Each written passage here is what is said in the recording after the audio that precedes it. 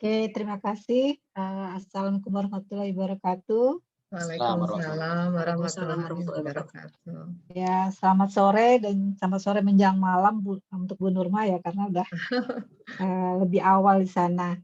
Eh, Tentunya kita cukup berbahagia karena hari ini ada dua, terutama saya cukup bangga, ini ada dua lulusan S3 dari PPIE yang akan tampil di sore hari ini, dan ini adalah penutup dari series kuliah umum di PPIE selama tahun 2021 yang alhamdulillah walaupun pandemik masih tetap bisa berjalan, dan dari topiknya juga kita mengharapkan ini bisa membantu mahasiswa-mahasiswa yang masih bingung-bingung pakai data apa. Ada Bu Nurma yang dari BPS mungkin bisa memberikan lebih detail informasi terkait dengan data-data apa saja yang tersedia di BPS dan bisa dieksplorasi untuk pembuatan tesis atau disertasi. Dan juga ada Bu Fani ini nanti yang jadi moderator, yang sekarang sudah menjabat sebagai kepala kantor kemahasiswaan. Jadi kalau mau komplain pelayanan kita, silakan ke Bu Fani.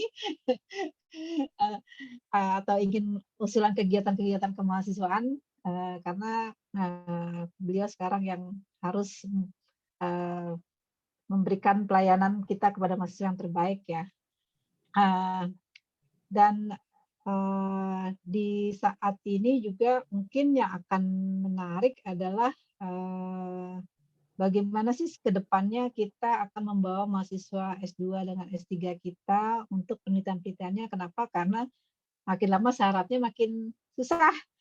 Ada syarat publikasi yang nggak cuma di S3, di S2 pun sekarang naik lagi. Tadinya boleh tidak terakreditasi, sekarang harus nasional, akreditasi Sinta 2 ya Mas Juni ya?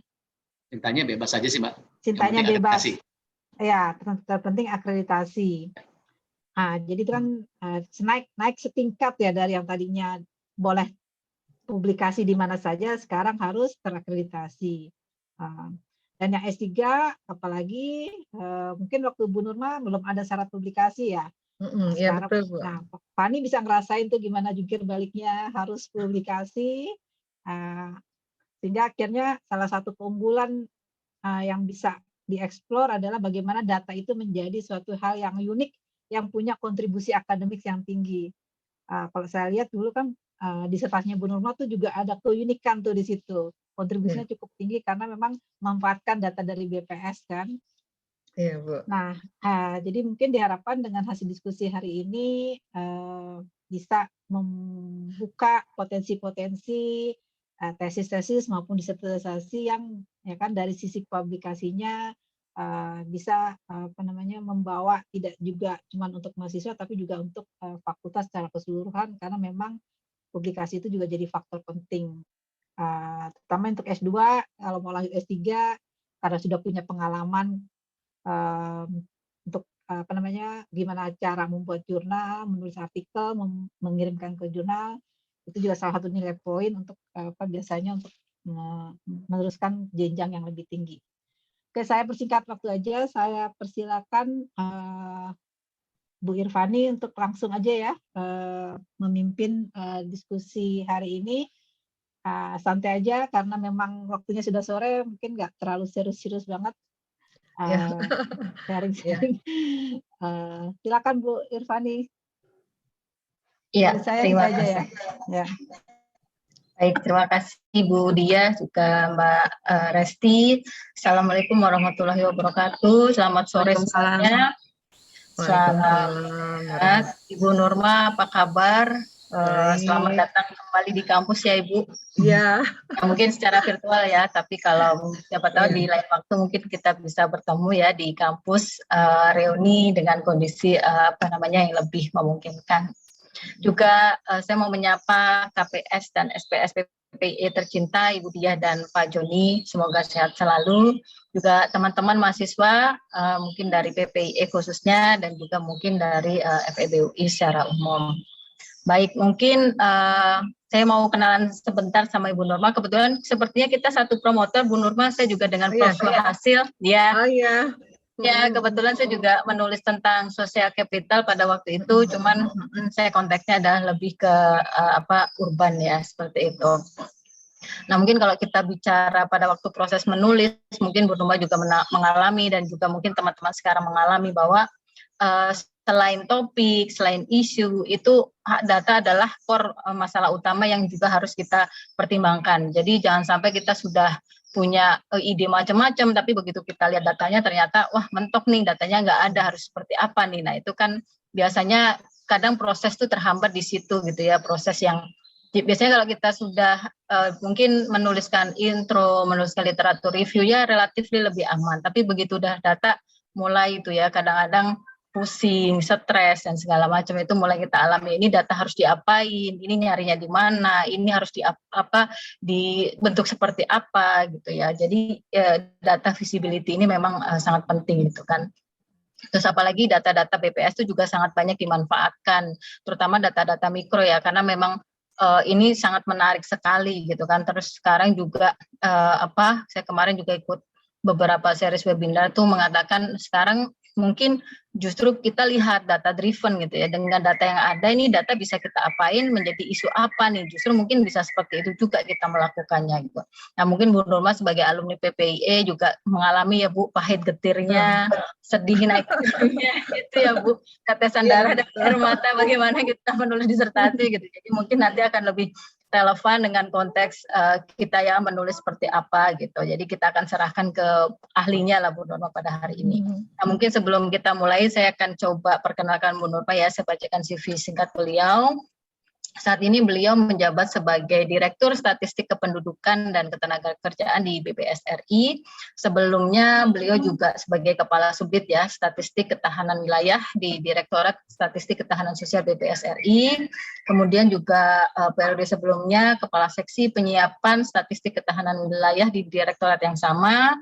Juga pada awal karirnya juga sebagai staf statistik sosial, kemudian berlanjut menjadi staf statistik demografi. Jadi cukup banyak sekali pengalaman beliau. Kemudian juga sebagai riwayat pendidikannya dimulai dari Akademi Statistik, kemudian melanjutkan di FMIPA di IPB gitu ya. Kemudian lanjut ke Pasca Sarjana Ilmu Lingkungan di Okayama University of Japan. Kemudian terakhir mengambil PSD ya di PPIE. Nah mungkin tanpa berlama lagi, mungkin saya akan serahkan kepada Ibu Nurma untuk memberikan paparan, mungkin sekitar ya 45 menit. Boleh kalau misalnya teman-teman mau bertanya interupsi, silahkan raise hand gitu ya, atau silahkan mengajukan pertanyaan. Nanti kita buat lebih interaktif aja ya Ibu Nurma ya, supaya tidak terlalu formal dan tidak terlalu serius begitu. Baik, kepada Bu Nurma dipersilahkan. Ya, terima kasih Mbak Irvani. Yang saya hormati Pak Profesor Joni ya Pak, kemudian Ibu Diah ya, dan teman-teman semua yang nggak bisa saya sebutkan satu persatu. Jadi posisi saya walaupun sudah lulus, saya tetap jadi murid Pak Joni, jadi murid Bu Diah gitu ya. Itu melekat selamanya. Jadi ketika Bu Diah menghubungi saya kaget gitu. Waduh, saya dihubungi oleh Bu dosen saya gitu ya. Saya berupaya untuk bisa di sela-sela waktu karena ini bagian dari saya berkontribusi pada kampus saya gitu ya. Jadi kalau dari diskusi dengan Bu Diah, seperti yang tadi juga sudah disampaikan, ini terkait dengan penggunaan hasil sensus dan survei di BPS dalam bidang akademis. Namun demikian, dari topik-topik atau dari indikator-indikator yang dihasilkan oleh BPS, tidak semuanya saya mengetahui secara mendalam, kulit-kulitnya saja. Nah, tapi saya berupaya untuk bisa memberikan gambaran, lalu bagaimana untuk mendapatkan data tersebut, ya, kemudian akses data seperti apa. Tapi saya ingin menyelipkan juga satu kegiatan besar BPS yang kebetulan ini menjadi tanggung jawab saya, yaitu terkait dengan penyelenggaraan sensus penduduk. Ini yang merupakan menjadi sumber data kependudukan. Saya izin ini aja ya, videonya ya, saya stop ya, izin Pak dan Bu Dia. Ya. Nah, jadi indikator yang dihasilkan oleh BPS memang itu sangat banyak sekali. Jadi penyediaan indikator strategis untuk pembangunan, untuk pemerintah dalam merencanakan dan mengevaluasi program itu memang berasal dari banyak yang berasal dari BPS. Apalagi Bapak Presiden juga sudah menyatakan data yang dihasilkan BPS itu menjadi rujukan. Jadi dengan tanggung jawab besar tersebut, BPS terus melakukan perbaikan-perbaikan sehingga data yang dihasilkan berkualitas sesuai dengan visi BPS. Ya.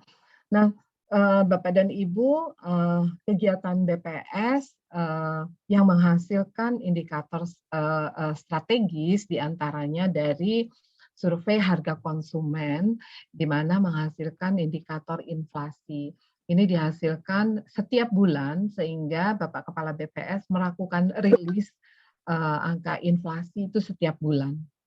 Ya, ini mungkin yang saya tahu teman saya dulu ketika waktu sekolah yang mengambil topik inflasi itu Mas Ruli ya. Mas Ruli yang dari Unpar Bandung gitu ya. Jadi ini bisa dijadikan topik sampai Mas Ruli dulu membedakan inflasi khusus orang miskin gitu. Nah, kemudian ada penyusunan dari kegiatan penyusunan neraca PDB PDRB ini menghasilkan luar biasa indikator yang selalu menjadi sorotan yaitu pertumbuhan ekonomi. Ini dirilis secara triwulanan ya. Jadi setiap 3 bulan Bapak Kepala BPS merilis angka pertumbuhan ekonomi. Kemudian dari Susenas ya, ini juga banyak teman-teman yang pasti menggunakan data Susenas. Di antaranya dulu saya menggunakan data Susenas untuk menulis disertasi. Jadi memang pada saat itu kebanyakan untuk menganalisis analisis kesejahteraan rumah tangga itu biasanya terbatas pada indikator rumah tangga itu sendiri. Nah, dulu itu saya mencoba untuk memasukkan pengaruh interaksi sosial antar rumah tangga untuk bisa melihat pengaruh dari tetangga terhadap kesejahteraan suatu rumah tangga. Tentunya dengan membuat pengaruh-pengaruh lainnya menjadi stabil dulu. Ya, ini menjadi kemarin saya lulus gitu ya dari Susenas ini. Nah, dari Susenas ini kita bisa menghasilkan tingkat kemiskinan, ini juga indikator yang sangat penting, tingkat ketimpangan ya dari untuk melihat bagaimana ketimpangan kesejahteraan penduduk dari waktu ke waktu. Kemudian juga bisa menghasilkan indeks pembangunan manusia, tentunya dengan beberapa indikator lainnya. Nah, yang menjadi tanggung jawab saya sekarang itu dari Sakernas, Survei Angkatan Kerja Nasional, yang salah satu indikator pentingnya adalah tingkat pengangguran. Teman-teman mungkin belajar kita di ilmu ekonomi, ini unemployment rate, bagaimana kaitannya misalnya dengan inflasi gitu ya, bagaimana dengan kaitannya dengan pertumbuhan ekonomi, ini dapat digunakan. Tapi tidak hanya tingkat pengangguran, tentunya indikator lain dari Sakernas itu banyak sekali. Kemudian survei indeks demokrasi Indonesia yang menghasilkan indeks demokrasi Indonesia, ada juga survei perilaku anti korupsi yang menghasilkan indeks perilaku anti korupsi. Ini sekedar contoh saja indikator yang pemanfaatnya untuk penyusunan asumsi makro APBN untuk memenuhi indikator RPJMN dan SDGs. Jadi buat gambaran, BPS menyediakan indikator SDGs sebanyak 136. Dan data-data yang dihasilkan oleh BPS juga menjadi dukungan kepada kementerian lembaga ketika mereka ingin merencanakan kegiatan. Ini buat gambaran awal.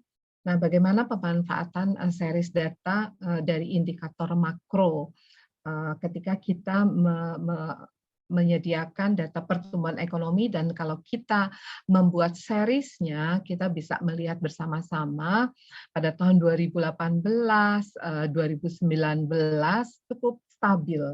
Jadi perekonomian Indonesia kalau kita lihat dari pertumbuhan ekonominya berkisar di angka 5%. Namun ketika pandemi mulai melanda Indonesia di akhir kuartal pertama itu sudah mulai terjadi penurunan pertumbuhan ekonomi dan terus menurun di sepanjang tahun 2020 walaupun kecenderungannya makin membaik. Jadi turunnya kedalaman dari turunnya pertumbuhan ekonomi itu semakin sedikit ya, sehingga dia menuju perbaikan hingga pada Q2 kuartal 2 2021 sudah melesat ke 7,07.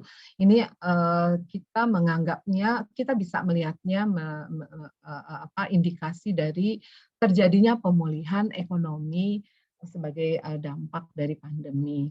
Kemudian tingkat pengangguran terbuka. Jadi kondisi ketenagakerjaan di Indonesia dan secara global itu terdisrupsi oleh pandemi COVID ini.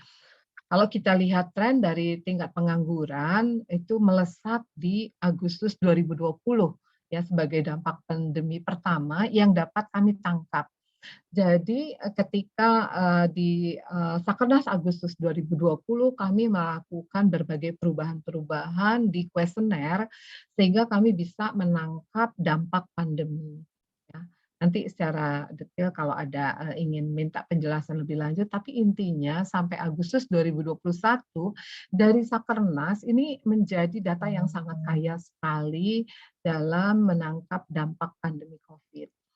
Kalau kita lihat di sini dari Agustus turun menjadi 6,26 pada Februari 2021. Sebenarnya ini masih bisa kita tambah dengan angka terakhir di Agustus 2021 yaitu 6,49%. Nah, jadi kalau kita lihat dari sini di bulan Februari itu telah terjadi pemulihan. Jadi sejalan dengan hasil pertumbuhan ekonomi. Namun demikian angka di Februari 2021 ini masih lebih tinggi dari Februari 2020.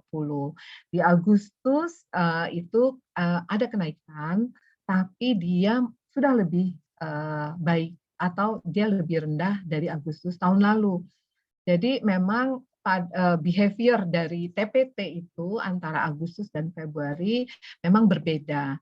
Nah, ini kami coba satukan untuk melihat indikasi adanya pemulihan ekonomi juga dari TPT. Kemudian inflasi ini juga kalau kita lihat terjadi penurunan inflasi ya pada tahun 2020 ke 2021 yang menjadi pertanyaan apakah ini menandakan daya beli yang turun. Karena kan sebenarnya dari inflasi kita bisa melihat tingkat daya beli masyarakat ya. Jadi di sini belum pulih daya beli masyarakat seperti sebelum pandemi. Dari sisi penduduk miskin ini ternyata masih 2 digit. Jadi waktu kita itu sebenarnya pernah mendeklar bahwa kemiskinan Indonesia untuk pertama kalinya di bawah 2 digit ya, jadi di bawah 10. Tapi masa pandemi ini mengembalikan tingkat kemiskinan ke masa sebelum 2018 ya, itu meningkat kembali. Walaupun masih di kisaran 2 digitnya tuh masih di kisaran 10%. Jadi dari sini ingin saya sampaikan bahwa series data dari indikator makro itu bisa kita buat suatu analisis untuk gambaran awal gitu ya. Ini bisa kita manfaatkan sebagai topik ketika kita menuliskan tesis atau disertasi. Kemudian selanjutnya mungkin kita juga bisa melihat bagaimana age profile dalam melihat kecenderungan pengangguran. Kalau kita lihat di sini, pengangguran itu ternyata menyasar ke umur muda, terutama di 20-24, 25-29 tahun. Kalau kita lihat dari pendidikan, ini cenderung TPT itu yang tinggi pada tingkat SMA maupun SMK.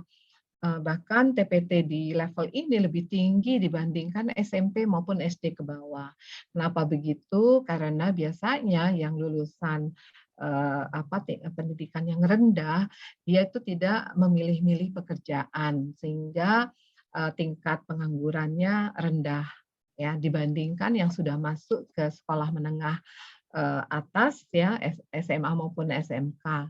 Sudah mulai pilih-pilih sehingga di sini dia paling tinggi TPT-nya. Di diploma rendah, kemudian di universitas juga ini masih lebih tinggi justru dari pendidikan rendah. Ini kembali bahwa di sini mereka tidak mau tentunya bekerja apa adanya, disesuaikan dengan lulusan dengan ijazah yang dimiliki. Ini juga dapat memberikan kecenderungan apa yang menarik untuk dituliskan. Kemudian kita juga bisa melihat keterkaitan antara inflasi dan pengeluaran. Kalau kita lihat di sini terjadi perubahan rata-rata pengeluaran per kapita per bulan menurut kelompok desil. Jadi kalau kita lihat yang diberi tanda kotak itu merupakan kelompok menengah atas ya.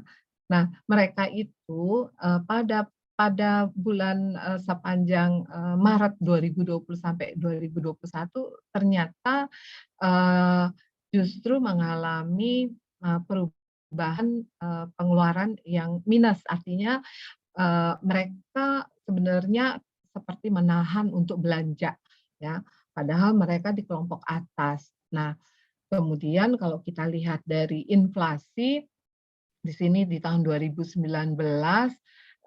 lebih tinggi dibanding 2020 ya, tentunya sebagai dampak dari pandemi dan termasuk di 2021. Sebenarnya untuk supaya menstabilkan kondisi kelompok menengah atas ini seharusnya mendorong pengeluarannya ya, spending dari kelompok menengah atas ini seharusnya didorong atau ada kesadaran mereka tuh jangan menahan-nahan uang gitu ya, untuk supaya ekonomi berputar lebih baik lagi. Ini sebagai gambaran bagaimana kita bisa mengkaitkan beberapa indikator untuk tentunya menjadi gambaran awal ketika kita mencari topik. Selanjutnya kita bisa melakukan analisis yang lebih dalam dari Sakernas. Jadi kami membuat publikasi atas permintaan dari ILO sebenarnya. ILO tiap tahun setiap ada Sakernas mesti meminta indikator-indikator yang juga diminta kepada seluruh negara. Ini di sini merupakan key indicator labor market ya yang sudah kita sediakan sejak 2015 dan kita publikasikan. Indikatornya terkait dengan partisipasi dan indikator pasar kerja, misalnya TPAK. TPAK ini menjadi salah satu indikator penting selain TPT, karena ini menggambarkan pasokan dari tenaga kerja yang tersedia di Indonesia. Kemudian ada employment to population ratio, ini juga menandakan penyerapan dari penduduk yang bekerja ya terhadap keseluruhan populasi atau di usia kerja ya di atas 15 tahun ke atas. Kita bisa juga menurut membuat tabulasi status pekerjaan, lapangan pekerjaan dan jenis pekerjaan. Yang menarik sebenarnya penduduk menurut jam kerja dan paruh waktu dan pekerja informal. Sementara kalau untuk indikator pembangunan ada indikator pengangguran itu ada TPT ya, tingkat pengangguran terbuka, ada penganggur muda, setengah menganggur. Kita juga ada penduduk bekerja berdasarkan pendidikan dan rata-rata upah buruh, karyawan, pegawai. Jadi analisis pasar kerja ini bisa dilakukan dengan mengelaborasi seluruh dimensi pada laporan ini. Ini jadi karena ini kita upload ya di web BPS, teman-teman bisa mengelaborasi dari data-data yang kita sajikan di publikasi indikator pasar tenaga kerja Indonesia. Yang lainnya dari Sakernas yang juga bisa kita lakukan analisis, yaitu dari decent work. Jadi dari indikator pekerjaan layak di Indonesia. Di sini kita memiliki berbagai indikator, misalnya kesempatan kerja, pendapatan yang cukup dan pekerjaan yang produktif, ya, kemudian jam kerja yang layak, dan seterusnya. Nanti teman-teman bisa melihat dari bahan ini. Supaya kita menghemat waktu, saya tidak bacakan satu persatu, tapi dari sini kita bisa menganalisis data Sakernas untuk melihat kelayakan pekerja dari penduduk yang bekerja. Jadi kita bisa menganalisis baik berdasarkan pilar strategis dari decent work maupun dari indikatornya. Ini pun kita ada publikasinya, ya. Jadi teman-teman bisa lihat di web BPS. Kemudian masih dari Sakernas, ya, dari decent work ini ada indikator terkait dengan kesempatan kerja. Itu banyak sekali, teman-teman bisa lihat indikator apa saja yang bisa dianalisis, ya, dari pendapatan yang setara dan pekerjaan yang produktif, dari jam kerja yang layak, angka pekerja anak, stabilitas dan jaminan pekerjaan, serta kesempatan dan perlakuan yang setara dalam pekerjaan. Jadi betapa dari Sakernas ini banyak sekali topik-topik yang bisa diangkat, ya, untuk dijadikan proposal ketika kita menuliskan tesis atau disertasi. Ini juga masih dari Sakernas, ya, nanti bisa dipelajari lebih dalam. Kita ke yang berikutnya saja, indikator terkait survei COVID-19 ini. Jadi BPS telah melakukan berbagai survei. Ini kalau teman-teman pasti kenal Mas Windy, ini Mas Windy yang banyak berperan dalam survei COVID ini, ya. Kita telah melakukan survei dan di link yang tersedia di situ bisa diperoleh kuesioner, publikasi, dan infografisnya. Jadi pada masa pandemi ini sudah 5 kali BPS melakukan survei secara online, ya, memang non parametrik, ya, karena itu yang mengisi sampelnya adalah mereka yang mau mengisi, bukan dibuat atas dasar pemilihan sampel dengan sampling.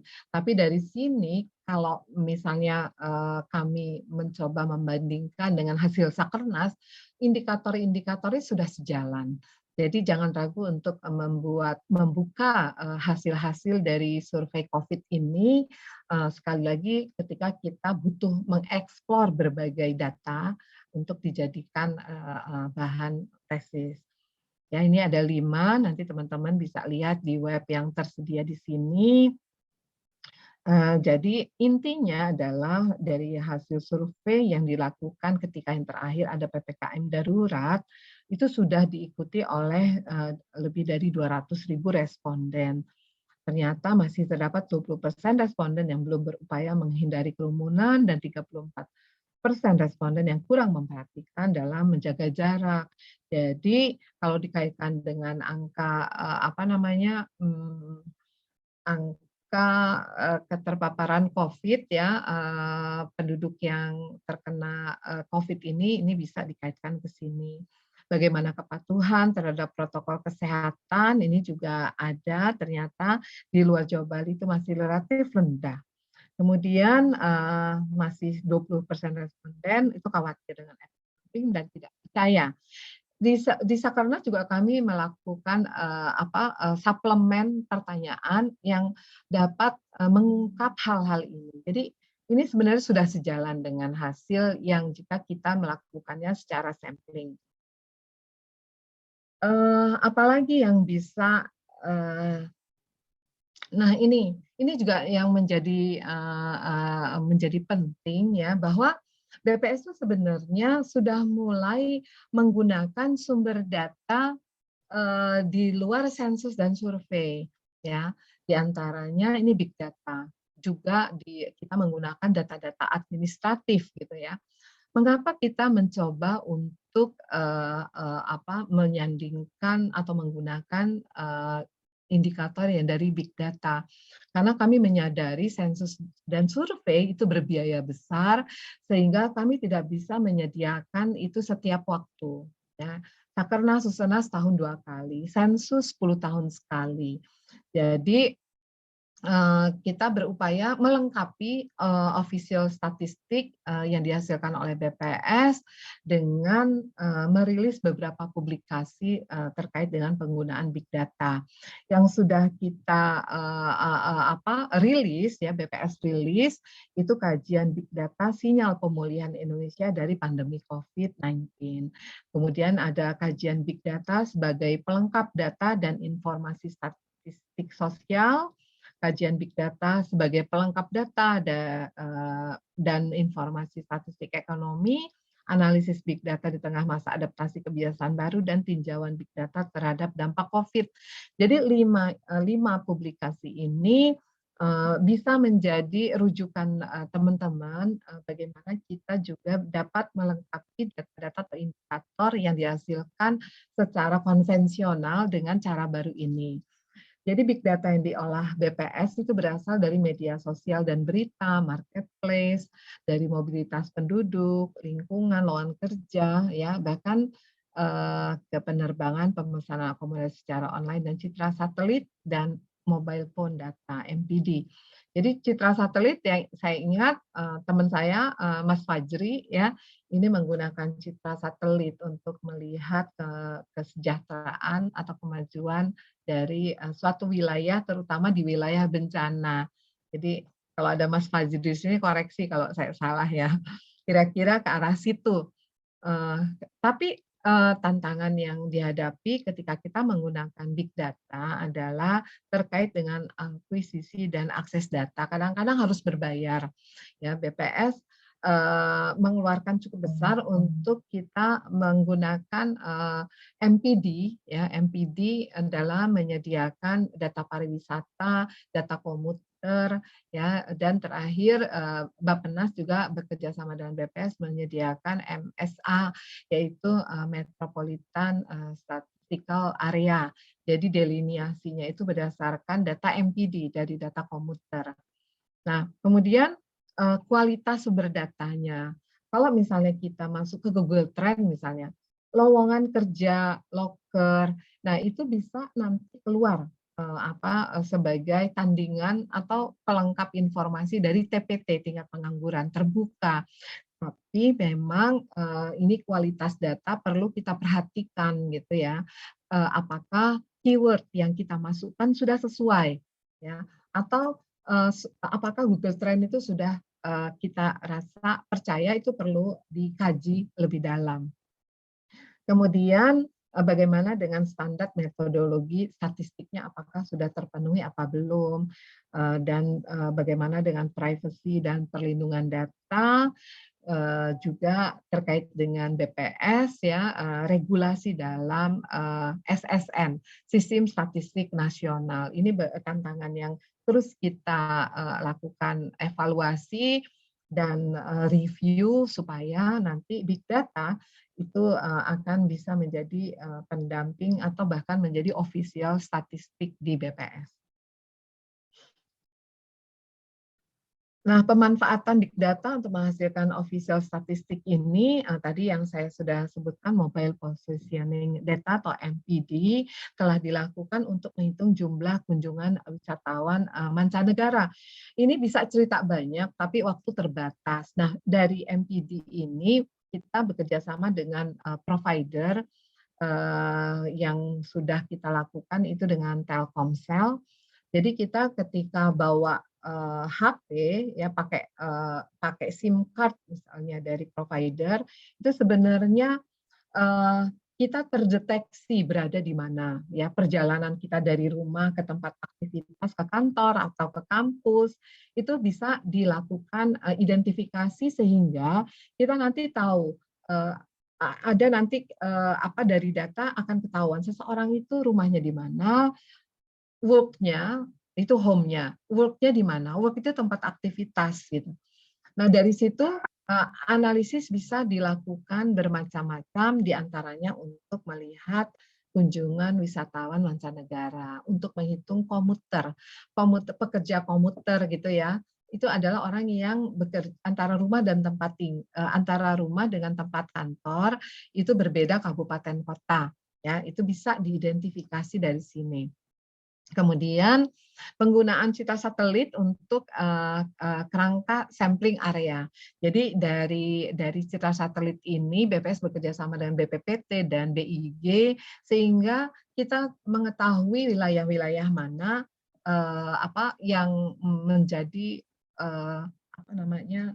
luasan atau area di mana di situ ada padi ya. Ada tanaman padi, mulai dia dari warnanya itu kita tahu, oh ini baru mulai tanam sampai nanti hijau, itu nanti masa panen dan kita bisa memprediksi kapan panennya. Nah, kemudian tim BPS melakukan konfirmasi ke lapangan terhadap data yang dari citra satelit. Nah, ini era modern untuk mengganti cara lama BPS dalam mengestimasi produksi padi, tanaman pangan ya. Kemudian dari big data yang bisa kita lihat juga di sini adalah mobilitas penduduk. Kalau kita kaitkan dengan pertumbuhan ekonomi itu ada semacam korelasi ya. Kalau kita lihat di sini misalnya di kuartal 2 tahun 2020 itu hasil dari pengamatan mobilitas penduduk itu turun dalam sekali. Nah, pada saat itu ternyata di pertumbuhan ekonominya juga turun dalam, minus 5,32. Nah, ketika mobilitas penduduk itu meningkat kembali, ya, walaupun itu masih di bawah dari kondisi yang normal, itu perlahan pertumbuhan ekonomi meningkat. Ya, dan puncaknya di Q2 2021 itu bahkan sudah ada yang positif di atas 0, ya, tidak minus lagi.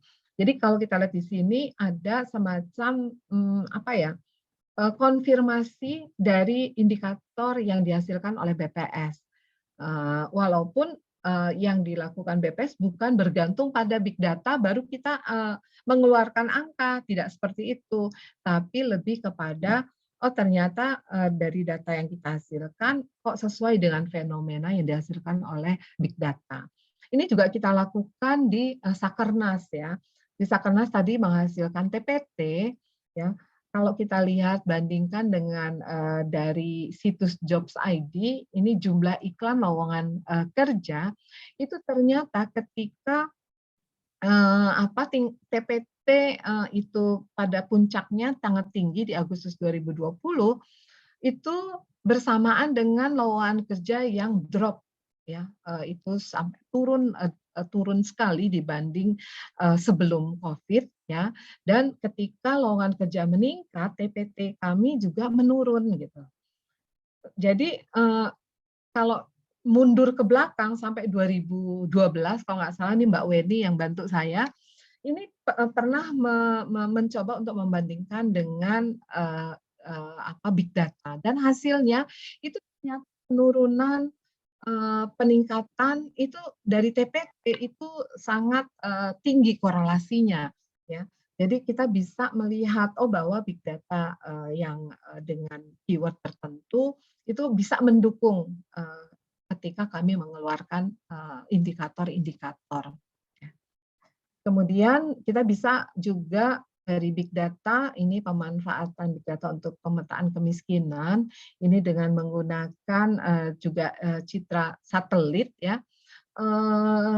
Kalau misalnya kita bandingkan data berdasarkan hasil tingkat kemiskinan atau jumlah orang miskin dari pendataan PBDT ya di tahun 2015 dibandingkan dengan hasil berdasarkan model SVR setelah dilakukan rescaling dengan population grid, itu betapa hasilnya mirip gitu ya. Nah, ini artinya ke depan sebenarnya kita bisa memanfaatkan big data untuk melihat pola apakah naik atau turunnya suatu indikator pada saat BPS tidak merilis data di waktu tersebut karena keterbatasan, misalnya tadi Sakernas setahun hanya 2 kali. Kalau bulan-bulan selain Februari dan Agustus itu kita bisa melihat indikasinya dari big data. Oh, ternyata pada bulan tersebut ada kecenderungan turun atau naik. Jadi disitulah big data bisa melengkapi indikator dari BPS. Nah, Bapak dan Ibu, ini izinkan nih saya menjelaskan juga tentang sensus penduduk yang sebagai sumber data kependudukan selain dari data Dukcapil ya, data Dukcapil juga memiliki data jumlah penduduk yang selama ini data jumlah penduduknya berbeda dengan data BPS. Ini yang tentunya membuat bingung user. Ini sebenarnya data penduduk yang benar tuh yang mana gitu. Nah, untuk mengurangi adanya perbedaan data ini, kami mencoba menggunakan data Dukcapil sebagai data dasar dalam sensus penduduk. Jadi di situ momen sensus penduduk ini momen kita bisa mengintegrasikan, mengkolaborasikan data Dukcapil dan data BPS. Jadi kalau kita tidak memanfaatkan ini di sensus penduduk 2020, kita harus menunggu 10 tahun lagi di 2030 gitu ya. Nah, sensus penduduk itu kan mencakup seluruh penduduk ya, baik WNI, WNA yang tinggal di Indonesia, di seluruh wilayah teritorial Indonesia, termasuk perwakilan RI di luar negeri. Para diplomat itu sesungguhnya masih menjadi penduduk Indonesia, termasuk tentara, polisi, perdamaian dunia. Kemudian yang telah dilakukan tahun lalu 2020, kita untuk pertama kalinya menggunakan sensus penduduk online ya. Jadi di sini penduduk secara aktif mengikuti sensus penduduk ya tanpa diwawancara, self enumeration. Jadi kita telah berhasil membuat 51,36 juta penduduk berpartisipasi di sini. Kemudian dilanjutkan dengan sensus penduduk di bulan September yang kami mewawancarai penduduk yang belum mengisi sensus online, tapi keberadaan yang mereka telah mengisi sensus online pun tetap kita lakukan. Jadi tetap ruang lingkupnya seluruh penduduk di bulan September. Nah, seharusnya kita melanjutkan rangkaian sensus penduduk di tahun ini dengan kegiatan pencacahan lanjutan yang sampel, long form kita sebut, karena pertanyaannya banyak sekali. Ya, tapi karena ada pandemi, refocusing anggaran, sehingga anggaran untuk sensus ini kena potong dan kami mendapat anggaran di tahun depan. Nah, tadi yang sudah saya sebutkan, untuk pertama kalinya kita menggunakan data Dukcapil sebagai perilis ke lapangan, ini yang disebut dengan metode sensus kombinasi. Nah, kalau nanti kita sudah bisa mewujudkan satu data kependudukan, data BPS dan Dukcapil itu sudah sama dari waktu ke waktu dan terus terupdate, maka di tahun 2030 kita akan beralih ke register based census. Kita tidak ke lapangan lagi ya. Kita ke lapangan hanya pada saat sensus sampel, tapi untuk sensus lengkapnya kita akan berdasarkan data atas yang kerjasama BPS dengan Dukcapil di satu data kependudukan Indonesia. Kita juga menggunakan modal modern, tidak hanya dengan paper untuk wawancara, tapi juga dengan CAPI di sini Computer Assisted Personal Interviewing, jadi menggunakan gadget petugas, dan tadi yang KEWI itu adalah sensus penduduk online.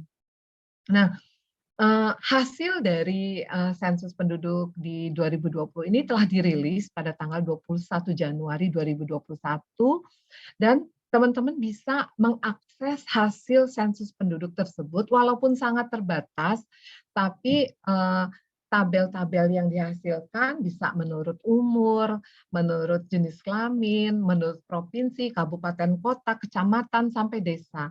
Tapi nanti saya cek kembali yang desa ini apakah sudah masuk datanya ya, tapi sampai kecamatan itu ada. Nah, akses hasil sensus penduduk itu bisa di sensus.bps.go.id. Selain dari sensus penduduk di 2 titik 2020 dan 2020 di sini juga ada hasil-hasil sensus pertanian 2013 dan sensus ekonomi 2016. Jadi teman-teman silakan masuk ke dalam link ini ya sensus.bps.go.id untuk mengeksplorasi berbagai data hasil sensus ya yang terakhir tadi sensus penduduk 2020. Kemudian selanjutnya untuk long form tahun 2022 yang akan kita selenggarakan di bulan Mei sampai Juni 2022 dengan sampel yang cukup besar. Nah, rancangan kita 5% rumah tangga dan kami telah dapat anggaran yang sudah disahkan oleh DPR, tapi ini kami sudah dapat info akan ada pemotongan kembali. Jadi sampel 5% rumah tangga atau 4,3 juta rumah tangga itu akan turun menjadi 3,5%, yaitu di sekitar 3 jutaan rumah tangga. Tapi bayangkan dengan jumlah sampel sebesar ini dibandingkan dengan Sakernas, Susenas yang 300 ribuan atau Supas yang 652.000, betapa sampel dari long form SP 2020 ini sangat besar dan indikator yang dihasilkan akan bisa menjadi baseline bagi berbagai indikator yang selama ini dihasilkan oleh BPS. Jadi parameter demografi, indikator SDGs dan RPJMN itu telah kami identifikasi dan dituangkan ke dalam pertanyaan sehingga kita akan dapat banyak indikator-indikator ini. Parameter demografi tentunya nanti akan berguna untuk tahap lanjutan dari sensus penduduk adalah kami menghitung proyeksi penduduk 2020 sampai 2050. Nah, moda pengumpulan datanya ini juga lebih lengkap dibanding yang tahun lalu. Ada paper and pencil interviewing, ada yang KEPI ya, dengan gadget petugas, KEWI dengan online, dan KETI. KETI ini dengan telepon. Jadi KETI ini, jadi moda utama adalah PEPI dan KEPI. Kemudian kalau itu ada penolakan, responden enggak mau tatap muka, entah karena nanti tahun depan semoga enggak ya COVID-nya meningkat lagi, atau di wilayah elit yang sulit ditemui oleh petugas, tidak mau wawancara tatap muka itu akan ditelepon.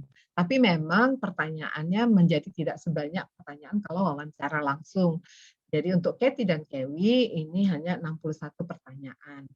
Variabel dikumpulkan ada 83 pertanyaan, ya, individu 13 pertanyaan, fertilitas mortalitas, ada migrasi, disabilitas, pendidikan dan komunikasi, perumahan dan ketenagakerjaan. Ini nanti tentunya menjadi sumber data yang luar biasa untuk teman-teman ketika tertarik dengan topik-topik tertentu yang ada di dalam long form ini. Jadi nanti kami bisa sampaikan kalau ada permintaan kuesioner, persiapanlah nanti kalau mau nulis apa, kalau datanya sudah ada, itu nanti bisa hubungi kami. Nah, rencananya kita akan merilis output long form ini di 23 Januari 2023 dalam bentuk BRS, booklet, website, dan indikator penting lainnya dengan topik fertilitas, mortalitas, migrasi, dan seterusnya seperti tadi pertanyaan yang sudah saya jelaskan sebelumnya. Kemudian data mikronya direncanakan bisa diakses 30 Mei 2023 dan nantinya kita juga akan membuat publikasi tematik ya fertilitas, mortalitas, migrasi yang akan dipublikasikan dirilis tanggal 30 Juli 2023. Kami mohon doanya untuk teman-teman semua agar rencana kita mendata long form tahun depan dilancarkan. Nah, Teman-teman, ini untuk melengkapi, ini saya mungkin sedikit memberi gambaran bagaimana akses data BPS, karena ini mungkin dibutuhkan teman-teman ketika tertarik, sudah mempelajari, sudah mengeksplorasi, terus kemudian bagaimana mengakses datanya. Jadi jenis diseminasi data BPS itu berupa publikasi, berita resmi, tabel statistik, dan data mikro. Sebagai gambaran, publikasi digital sudah ada lebih dari 112.000 judul, BRS itu ada 80.637 judul, dan tabel statistik lebih dari 93.000, dan data mikro 229 dataset. Nah, untuk yang 3 pertama, ini bisa diakses secara gratis melalui website atau melalui API. Nah, untuk dataset ini masih ada aturan karena kami terikat oleh regulasi. Di sini nanti untuk akses data mikro akan dikenakan tarif sesuai dengan peraturan pemerintah nomor 7 tahun 2015 tentang PNBP. Sebenarnya sudah banyak inisiasi-inisiasi dari kami juga untuk supaya ini dilonggarkan aturan tentang pengenaan tarif sesuai PP. Tapi jangan khawatir karena akan terbagi dua akses data mikro ini nanti yang berbayar dan tidak berbayar, dan untuk mahasiswa. Nanti coba kita lihat lebih jauh ya. Nah, yang pertama kita lihat dulu akses data BPS melalui web ya ke bps.go.id. Kita bisa memperoleh publikasi, kita juga bisa memperoleh BRS, tabulasi dan infografis. Dan jangan lupa di situ ada fitur tabel dinamis. Jadi dengan tabel dinamis ini kita bisa melakukan cross tab dari variabel yang diinginkan yang disiapkan di dalam sistem. Jadi nanti kalau misalnya tidak diperoleh data-data yang diinginkan, itu bisa melalui fitur tabel dinamis ini. Ya, jadi ada 3 bidang statistik yang dihasilkan oleh BPS yang bisa diakses di website BPS ini: sosial dan kependudukan, ekonomi dan perdagangan, pertanian dan pertambangan. Jadi nanti dengan klik tanda panah itu akan muncul sub bidang statistiknya. Jadi teman-teman pasti ketika berselancar ya di internet ini akan menjadi lebih mudah, nggak usah saya ajarin. Ya, selanjutnya BPS juga memiliki aplikasi akses data BPS melalui aplikasi Allstat. Ya, di sini yang bisa diperoleh juga sama sebenarnya, ada publikasi, BRS, ada tabulasi dan infografis. Jadi dengan melalui aplikasi ini mungkin lebih ada pilihan-pilihan buat teman-teman, mau lewat website atau melalui aplikasi ini yang dapat diunduh di Play Store. Ya, jadi dicoba saja dan mengeksplorasi apa yang ada di Allstats ini. Untuk mengetahui indikator yang dihasilkan oleh BPS ini kita juga ada yang disebut Sirusa. Ya, dari sini kita bisa memperoleh ringkasan dari metadata suatu sensus atau survei. Ya, jadi yang bisa diperoleh itu metadata statistik dasar. Isinya tuh kalau metadata tuh penjelasan terkait dengan kegiatan survei atau sensus, indikator yang dihasilkan, variabelnya, dan kuesionernya. Juga bisa diperoleh metadata statistik sektoral. Statistik sektoral itu statistik yang dihasilkan oleh kementerian. Ya, ini juga masuk ke dalam metadata statistik sektoral. Ini lebih ke data-data administratif ya dari kementerian. Kemudian ada metadata statistik khusus. Ini jika pihak di luar pemerintah, masyarakat ya atau lembaga membuat suatu survei, dan ini kalau dilaporkan ke BPS, maka metadatanya akan masuk ke dalam Sirusa ini. Jadi di sirusa.bps.go.id ini kita bisa mengetahui lebih dalam indikator yang dihasilkan oleh BPS. Ya, ada konsep definisi, penghitungan, kegunaan, dan sumber datanya. Nah, ini satu lagi, ini aplikasi Silastik.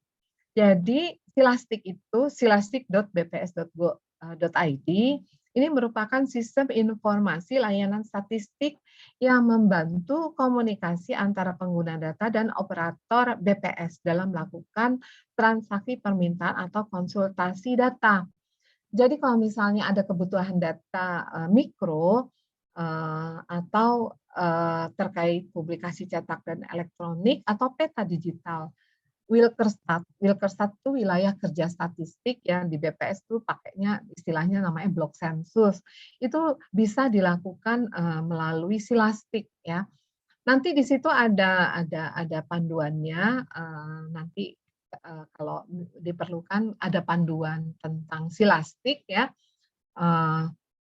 Informasi lebih dalamnya akan bisa dilihat di situ. Selain itu juga bisa ada konsultasi data ya, itu tadi terkait metadata, klasifikasi data, website, dan metodologi. Nah, selanjutnya ini mungkin yang menarik, bagaimana cara mendapatkannya, data mikro, ini yang berbayar dan yang gratis.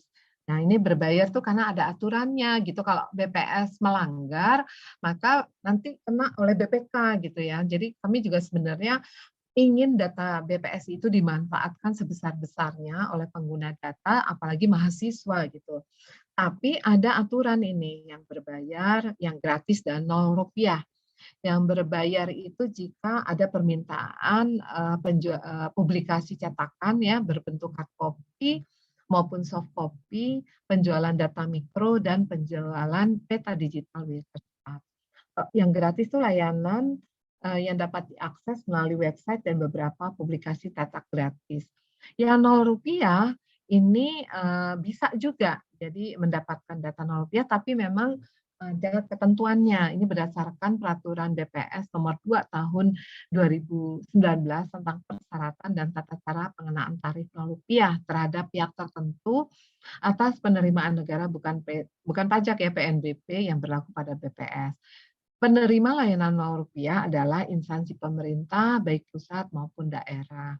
Institusi pendidikan di dalam negeri, mungkin di UI itu punya koleksi ya terkait dengan data-data mikro BPS, karena institusi pendidikan dalam negeri itu berhak atas mendapatkan data secara Rp0.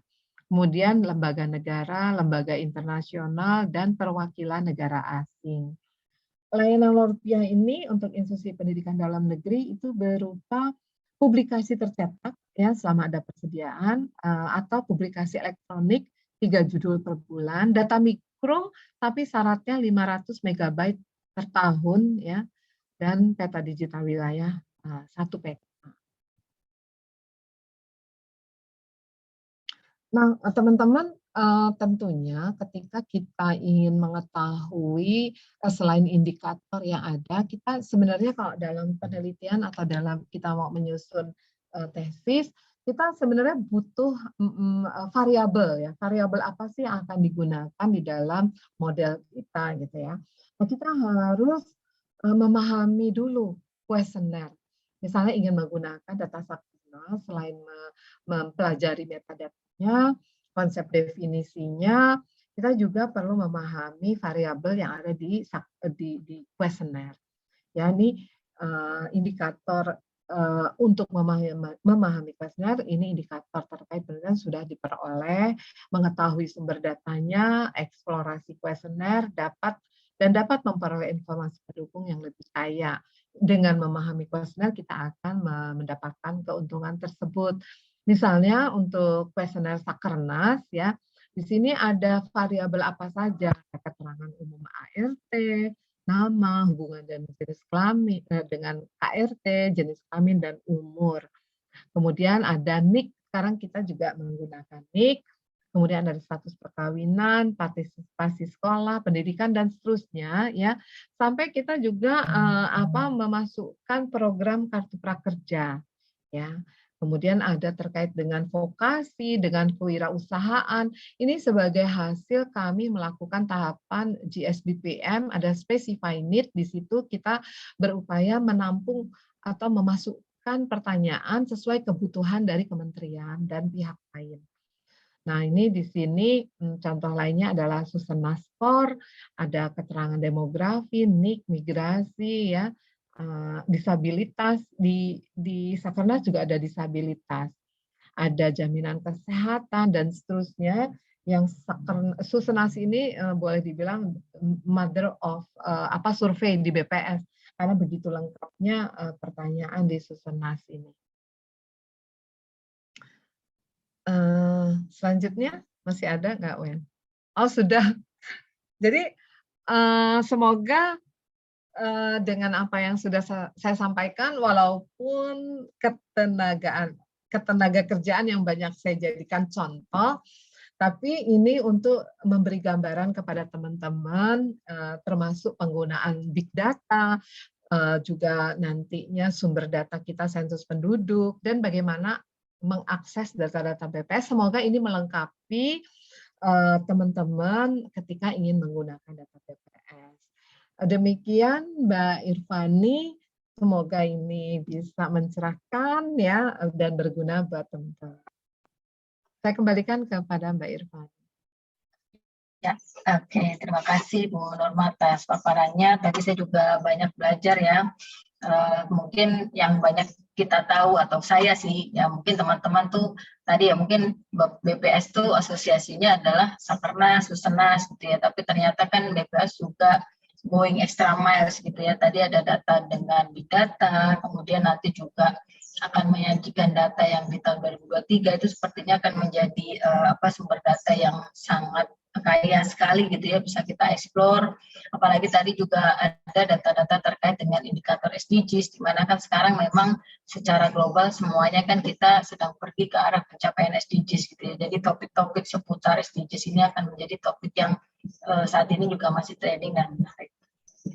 Baik, untuk sesi selanjutnya saya persilahkan kepada teman-teman, silakan kalau ada pertanyaan, yang mumpung ada narasumbernya langsung dari BPS, silakan disampaikan. Nah, mungkin ini saya bacakan dulu ya, yang sudah ada di kolom chat untuk Ibu Norma. Baik, pertanyaan pertama dari Mbak Ana Onuya ya, dari PPI ya. Mohon izin bertanya, sebelumnya terima kasih. Saat ini metode econometrics cenderung untuk melihat causal inference, karena untuk menyelenggarakan RCT ya, sekarang kan pakai RCT relatif lebih mahal dan sudah dilakukan. Maka solusinya adalah melalui kuasai eksperimen dengan data survei. Untuk bisa mendapatkan causal inference umumnya memerlukan data dalam bentuk panel dan pada level mikro. Nah, untuk hal tersebut apakah BPS menyediakan data-data tersebut supaya dapat diakses dengan mudah? Mungkin satu-satu dulu atau bagaimana? Iya, ya, langsung aja ya Mbak Irvani ya. Ya, silakan Ibu. Iya, jadi memang RCT itu kan menjadi hal yang menarik ya untuk mahasiswa yang kita bisa menyesuaikan dengan tujuan penelitian. Tapi memang kan kalau nggak ada dukungan sponsor tuh memang mahal banget ya. Dengan panel, jadi nanti bisa dipelajari misalnya kayak seperti Sakernas, kita tuh melakukan panel. Sebelumnya panel rumah tangga itu untuk tahun 2017, 2018, 2019 sampai 2021 itu juga panel, tapi panel rotasi. Sebagian rumah tangga kita ada fresh sampel supaya meningkatkan response rate, tapi tetap bisa dilakukan panel dari series Sakernas dalam satu metodologi yang sama gitu. Jadi panel bisa, data mikro juga sebenarnya kalau kita teman-teman tadi mengakses data BPS melalui Selastic untuk data mikro, memang dari BPS itu berupaya untuk menutup data pribadi. Jadi untuk ID itu ditutup itu sampai kabupaten kota saja kalau nggak salah. Ya, kecamatan sampai nanti rumah tangga ke individu emang itu ditutup gitu. Nah, kalau misalnya untuk data panel, kami kan di internal tuh sebenarnya melakukan juga menyambungkan, memerging data untuk supaya ini data panel bisa dianalisis. Jadi setelah nanti melalui silastik tadi, bisa diajukan permintaan. Nanti akan dari diseminasi, Direktorat Diseminasi Statistik itu akan diberikan ke subject matter, misalnya ke tempat kami untuk data Sakernas. Nanti kami pertimbangkan untuk memberikan akses terhadap data panel dengan memberikan semacam flag gitu ya. Tapi dari data yang sudah didapat dulu, dari diseminasi, dari silastik. Kemudian nanti akan dilengkapi oleh kami dengan tambahan variabel, sehingga nanti akan ada diketahui rumah tangga yang sama itu mana. Jadi ada proses lanjutan dari data yang didapatkan dari Direktorat Diseminasi atau jika melalui silastik. Itu dulu ditempuh, kemudian setelah datanya didapat baru diarahkan ke kami kalau ingin data panel ke tempat direktorat di tempat saya, itu nanti bisa menghubungi kami untuk nanti kita berikan ID sehingga didapat data panel. Demikian juga data mikro, misalnya ini saya baru aja tadi siang dihubungi oleh mahasiswa dari DM karena dia membutuhkan sehingga harus menghubungi tempat saya. Nah, jadi memang harus ada izin dari saya gitu sebagai Direktur Kependudukan dan Ketenagakerjaan supaya tim di bawah saya itu memberikan akses gitu. Jadi saya perlu mendalami dulu jadi supaya data tidak dengan mudah keluar untuk tujuan-tujuan yang tidak kita inginkan gitu ya. Dan kadang-kadang kita juga membatasi ID itu lebih juga karena kita khawatir kalau data itu sampai ke rumah tangga, ke individu, pertama perlindungan data pribadi, kedua kita juga tidak ingin Sakernas Februari ya, Sakernas Februari itu dengan jumlah sampel 75.000 saja, di mana estimasinya hanya sampai level provinsi. Nah, kalau kita buka semua, kami khawatir pengguna data itu karena kebutuhan atau apa mengestimasi sampai kabupaten kota. Itu kan sebenarnya kalau kita memiliki data mikro bisa saja kita melakukan estimasi sampai kabupaten kota pada data Februari, tapi hasilnya itu tidak akurat, ya. Nah, kami khawatir nanti menyesatkan gitu loh, menyesatkan pengambilan keputusan. Nah, itu pertimbangan-pertimbangan itu yang membuat kita batasi. Jadi harus berdiskusi dulu kepada tim saya, izinnya nanti akan dari saya. Nah, itu untuk menjawab yang pertama. Kalau kemungkinan itu bisa saja, gitu, tapi harus melalui proses yang menjamin bahwa data itu dipergunakan sebagaimana mestinya.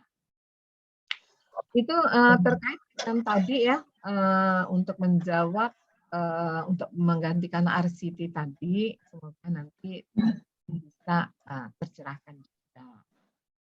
Iya, oke. Terima kasih Bu Norma. Jadi memang kita juga harus berhati-hati juga ya, karena kadang juga ada yang melakukan tadi benar mau melakukan analisa, tapi kadang-kadang kok kayaknya nggak pas aja gitu. Misalnya ini kok dianalisa di level yang tidak pas ya. Jadi memang konteksnya juga harus diperhatikan ya Bu Norma ya dalam penggunaan. Ya, betul.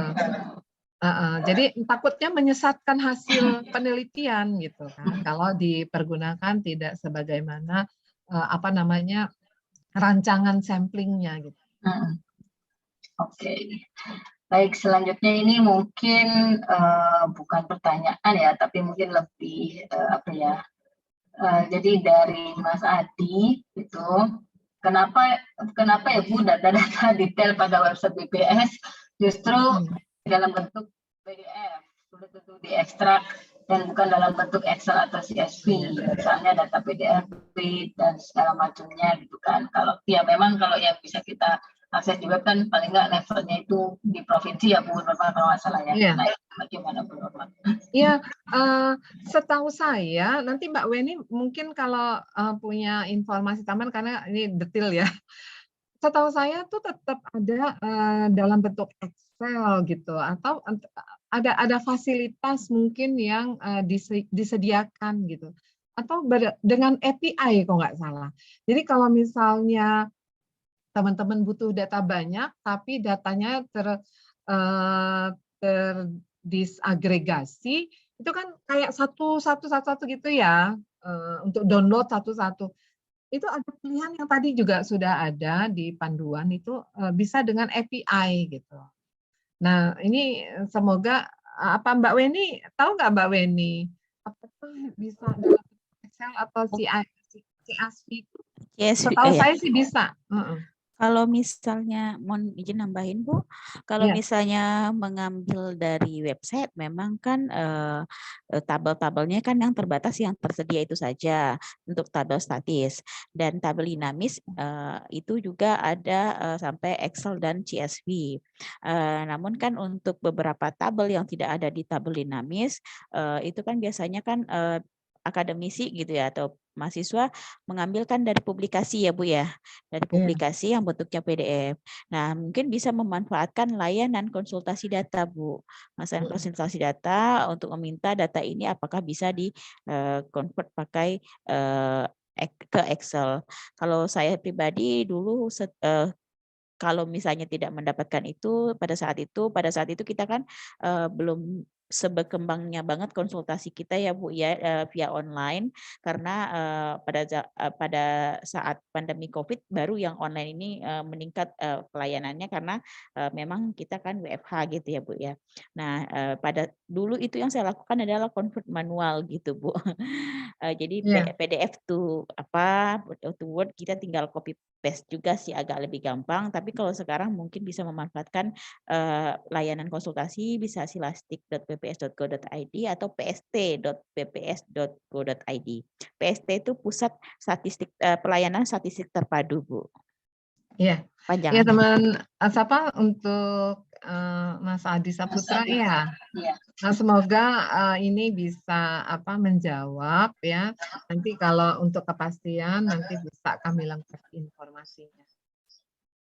Nah, yang berikutnya Mbak Alfiani, saya udah baca nih, apa saya langsung jawab aja? Boleh, silakan Ibu. Yang dari Mbak Fitriani. Mbak Fitriani. Iya. Saya jawab langsung ya, Mbak? Ya, silakan Bu, monggo silakan. Ya, jadi gini, Sakernas itu kan setahun 2 kali ya, Februari dan Agustus. Nah, Agustus itu sampel yang besar, 300.000 rumah tangga. Sebenarnya angka yang digunakan itu pada titik Agustus untuk pemerintah ya menggunakan data kami, karena itu yang mewakili angka dalam setahun.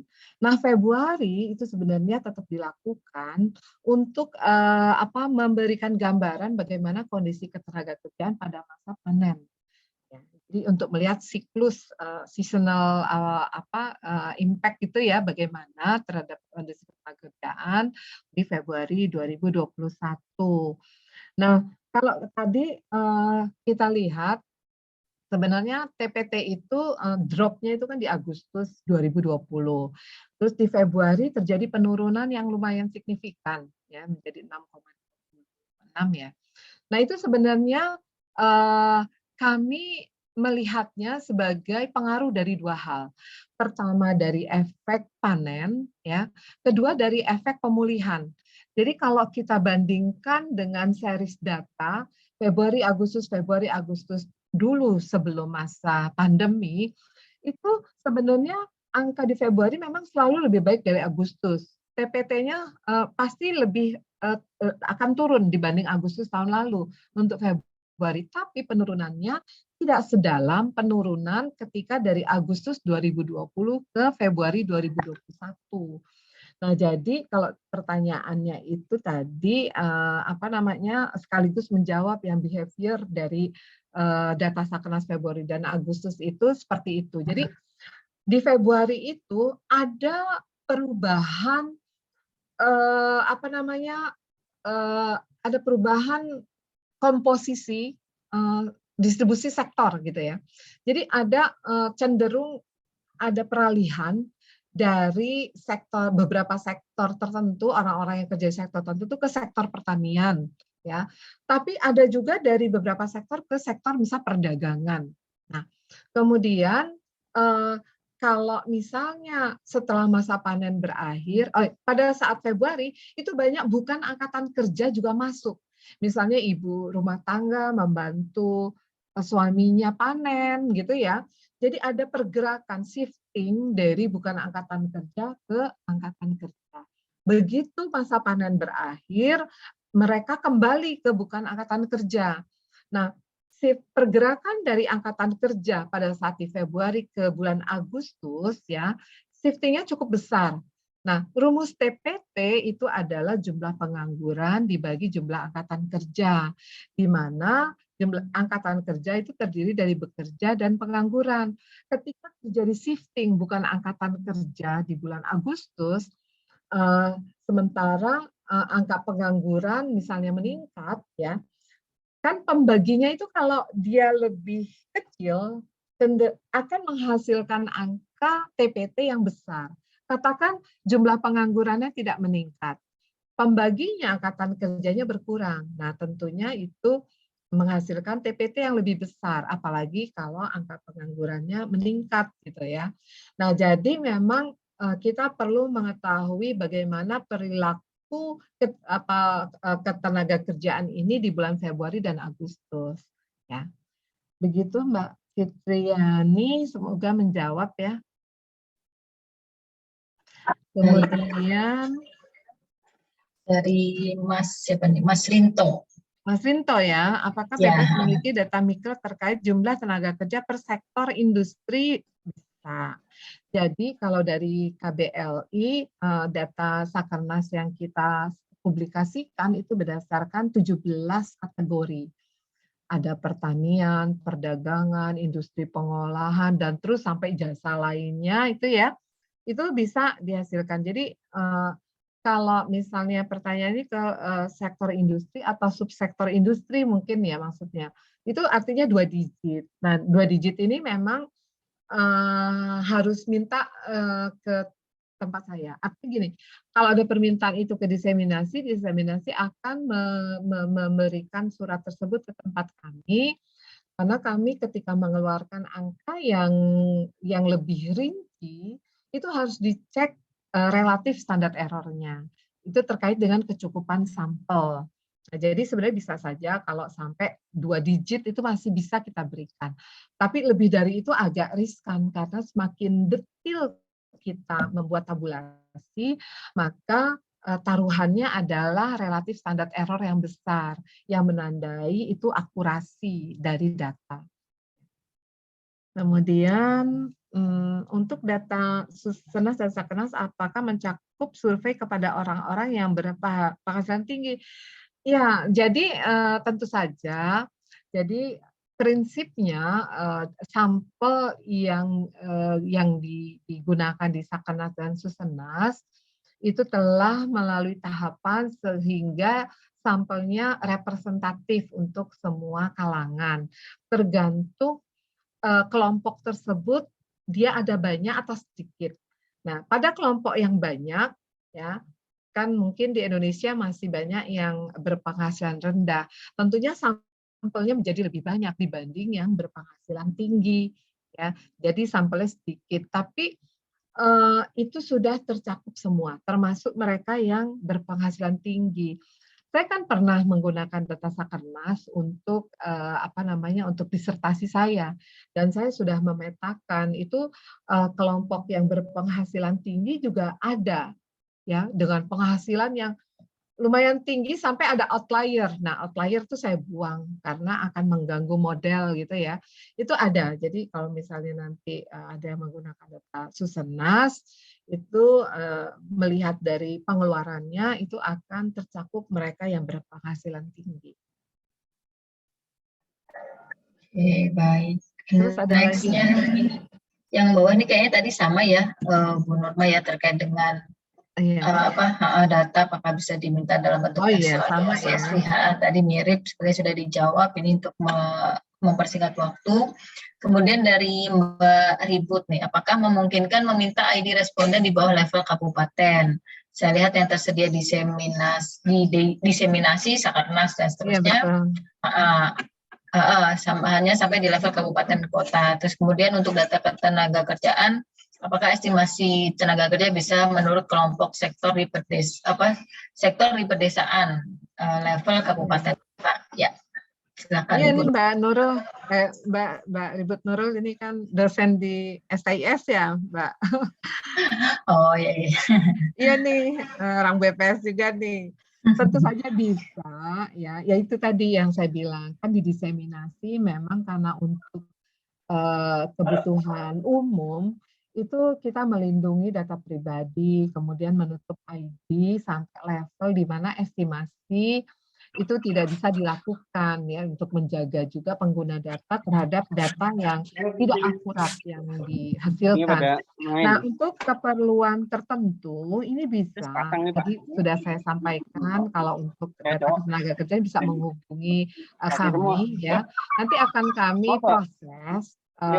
Tapi kami perlu juga bertemu untuk mendalami tujuan dari penelitiannya itu ya. Kalau untuk mahasiswa kami agak longgar kok. Kami mengetahui kebutuhan dari mahasiswa, tapi sekali lagi kami perlu meyakinkan bahwa data ini benar-benar digunakan sebagaimana mestinya. Nah, kalau untuk tenaga kerja, apakah bisa menurut kelompok sektor di pedesaan di level kabupaten kota? Ini tergantung nanti relatif standar error-nya. Biasanya kami menggunakan acuan relatif standar error di bawah 25%. Itu juga ada aturannya dari UN ya, yang membatasi kita menggunakan data dengan RSE yang lebih besar dari 25%. Karena itu sudah tidak akurat, ya, menyesatkan pengambilan keputusan, menyesatkan arah dari penelitian, hasil-hasil penelitiannya. Jadi memang mau kita tabulasikan serinci apapun itu pasti akan bisa, tapi memang menjadi tidak akurat. Oleh karenanya BPS menutup ID sampai kabupaten kota ya, itu supaya mencegah ketika survei yang sedikit sampelnya diestimasi sampai kabupaten kota. Kalau Sakernas bulan Agustus itu kita masih bisa sampai level kabupaten kota, tapi ketika makin rinci ya, dari yang angka kabupaten kota itu memang harus dicek RSE-nya, menjamin keakuratan data yang digunakan. Oke, baik. Terima kasih Bu Norma. Jadi terkait dengan penggunaan data yang mungkin kita biasanya berarti kan yang memang nggak dipublish gitu ya, maksudnya publicly publish itu nanti akan ada concern-nya sendiri gitu ya Bu Norma ya, menjaga kerahasiaan data dan segala macam. Kemudian ini sebenarnya hampir sama ini pertanyaannya. Jadi ini Erik ini mahasiswa saya Bu Norma. Jadi kemarin juga mau menulis terkait ketenaga kerjaan, tapi memang levelnya itu tadi hampir yang sama ya ditanyakan Mbak Nurul tadi. Kecamatan susah ini nggak bisa. Jadi sampai kabupaten itu masih bisa. Jadi sebenarnya jadi tantangan ini Bu Mbak ya. Mas Erik ini kalau memang menginginkan data sampai kecamatan itu justru dijadikan topik penelitian dengan menggunakan SAE. SAE itu jadi lupa saya. Apa Wen? Jadi lupa. Small area estimation. Small area estimation. Nah, itu jadi dijadikan topik penelitian aja gitu. Karena kalau data Sakernas nggak akan bisa kita dengan cara biasa tabulasi sampai data kecamatan itu tidak bisa.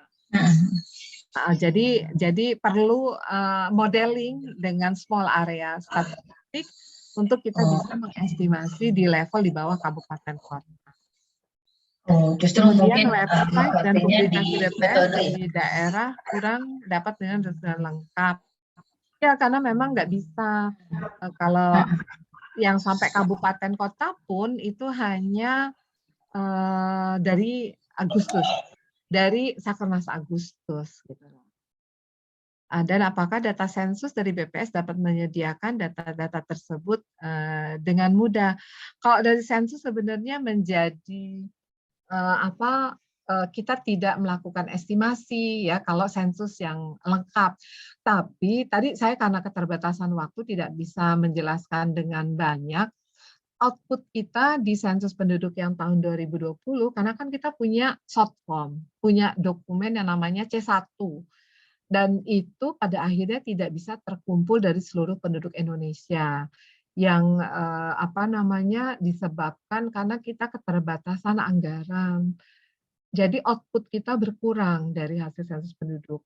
Di short form itu ada 24 pertanyaan sebenarnya, tapi pada akhirnya yang bisa kita rilis di 21 Januari 2021 lalu itu terbatas dari dokumen yang daftar penduduk, di mana dari situ hanya bisa dihasilkan jenis kelamin, kemudian kesesuaian tempat tinggal dan KK, de facto sama dengan de jure atau tidak, gitu ya. Kemudian jumlah penduduk sampai level yang paling rendah sampai level desa.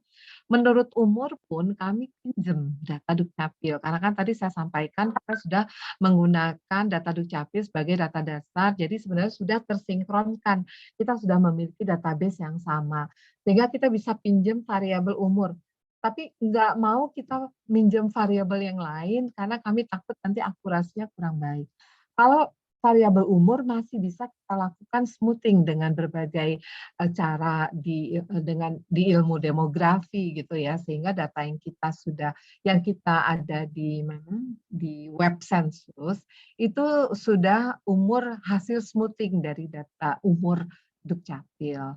Nah, jadi sayang sekali memang padahal kalau ini ada, kita memiliki data yang luar biasa dari hasil sensus. Nah, oleh karenanya kami berupaya untuk dengan sebaik-baiknya melaksanakan sensus penduduk yang long form yang di tahun depan tadi, karena ada 83 pertanyaan dari tergantung anggaran nih, dari 5% atau 3,5%, dari 4,3 juta atau dari 3 juta saja rumah tangga, tapi itu udah cukup besar gitu.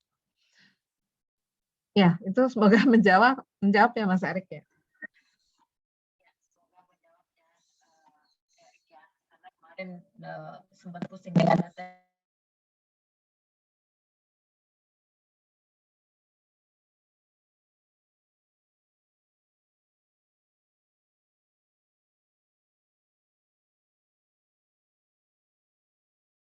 Untuk sesi tanya jawabnya, sekali lagi terima kasih untuk Ibu Nurma ya, luar biasa. Jadi saya juga tadi belajar banyak ya. Sekarang juga kita lihat BPS itu juga melakukan improvement secara terus-menerus gitu ya. Yang dulunya juga zaman saya dulu juga datang ke BPS fotokopi gitu ya. Sekarang kita sudah bisa tadi ya paling nggak ada tabel dinamis. Kemudian dengan metode online kita bisa melakukan dan kita juga mungkin turut mendoakan gitu ya, semoga survei yang tadi yang akan direncanakan oleh BPS itu juga bisa terlaksana dengan baik sesuai target, sehingga kita juga nanti sebagai user gitu ya juga bisa memanfaatkan data tersebut. Baik, Bu Nurma, sekali lagi terima kasih atas paparannya, juga atas penjelasan-penjelasan yang sangat membantu. Semoga kita semua ya teman mendapatkan manfaat dari diskusi kita pada hari ini, dan semoga ini juga menjadi ajang silaturahmi kita ya Bu Nurma ya, sebagai sesama alumni tentunya pasti akan dibantu lah ya, seperti itu. Baik, mungkin dari saya ya, terima kasih banyak Bu Nurma. Baik, mungkin dari kami cukup sekian, saya kembalikan ke Mbak Resti, monggo silahkan. Terima kasih, selamat sore, wassalamualaikum warahmatullahi wabarakatuh. Waalaikumsalam warahmatullahi wabarakatuh. Terima kasih Mbak Fani dan terima kasih Bu Nurma atas presentasinya. Sebelum kita tutup acara pada sore hari ini, kami persilakan kepada Profesor Joni Hartono untuk menutup acara sore hari ini. Kepada Pak Joni, kami persilakan. Terima kasih Mbak Resti. Pertama-tama tentunya saya mengucapkan terima kasih pada Bu Nurma yang telah bersedia menjadi narasumber pada sore hari ini, dan mungkin barangkali sudah malam ya di Papua, dan juga kepada Bu Irvani yang sudah menjadi moderator kegiatan sore hari ini. Tentunya buat teman-teman mahasiswa kita bisa lihat apa yang disampaikan Bu Nurma tadi sudah sangat banyak informasinya, dan saya kira sudah banyak kemajuan ya dibandingkan saya waktu 2004-2005 ya menyusun disertasi, dan sejak 2003 sebenarnya sampai 2005 saya membutuhkan data-data dan informasi dari BPS, terutama sistem neraca sosial ekonomi waktu itu. Dan saya tadi apa yang disampaikan Bu Nurma, saya kira udah banyak informasi, dan mahasiswa saya kira harusnya terbantu untuk dalam masa pandemi ini tetap bisa bisa mengakses data-data di Badan Pusat Statistik. Dan tentunya kita berharap apa yang dipaparkan oleh Bu Nurma tadi, mahasiswa terbantu dan bisa segera juga menyelesaikan tugas akhir, walaupun di masa pandemi ini tentu tantangan berbeda, adaptasi yang kita harus lakukan juga tentu berbeda. Sekali lagi saya terima kasih, dan semoga ini bermanfaat buat semua mahasiswa, dan mahasiswa bisa memanfaatkan apa yang telah dipaparkan oleh Bu Nurma, dan juga buat Bu Irvani, terima kasih atas waktunya untuk memandu acara pada sore hari ini. Saya ucapkan terima kasih. Assalamualaikum warahmatullahi wabarakatuh. Saya kembalikan lagi ke Mbak Resti. Silakan Mbak Resti.